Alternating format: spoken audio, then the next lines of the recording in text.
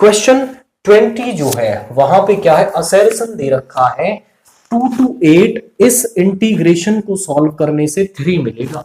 तो हम ये चेक कर लेते हैं कि क्या ये 3 आएगा या नहीं आएगा।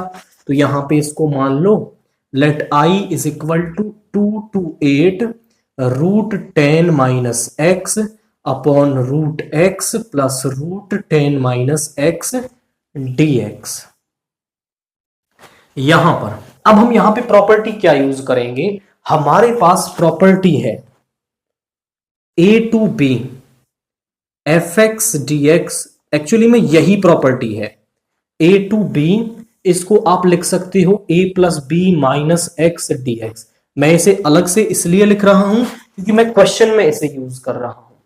तो इन दोनों का सम करें, मतलब x जहां भी है ना उसके प्लेस पर आप क्या लिख सकते हो, इन दोनों का सम माइनस एक्स, यानी 8 प्लस 2 10 माइनस एक्स। तो जहां भी इसमें x है उसके प्लेस पर आप 10 माइनस एक्स रख दो। तो जहां भी x है वहां पे 10 माइनस एक्स रख दो। यहां भी 10 माइनस एक्स हो गया, यहां भी 10 माइनस एक्स हो गया। अब आप थोड़ा ध्यान से देखें तो 2 to 8 इसको नाम दे देना फर्स्ट। अब यहां पे जब ये माइनस अंदर जाएगा तो ये बन जाएगा माइनस का 10 प्लस का x, कैंसिल हो गया, यानी यहां बचा रूट x। यहां पे रूट 10 माइनस एक्स और यहां भी बचेगा रूट x dx। इसको नाम दे दो सेकंड।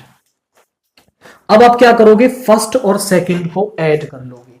आप लिखोगे एडिंग फर्स्ट एंड सेकंड। आप बोले सर क्यों ऐड कर रहे हैं, ऐड करने से हमें क्या फायदा होगा।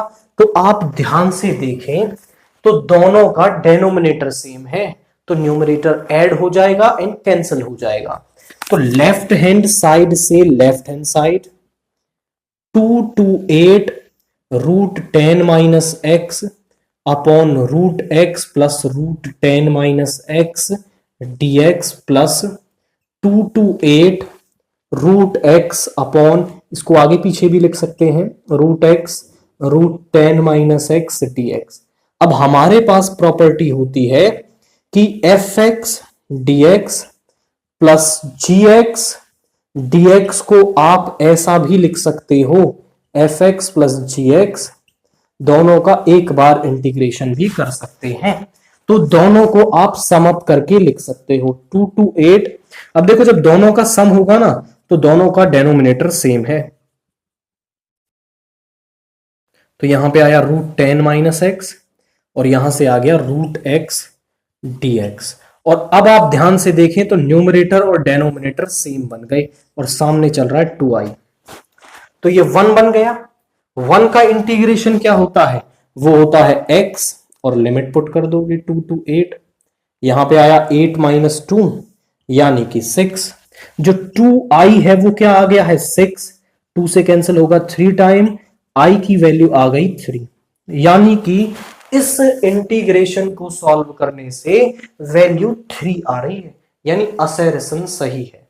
और आप ध्यान से देखें तो असर्शन को सॉल्व करने में हमने यही प्रॉपर्टी यूज की है जो रीजन में आपको दे रखी है।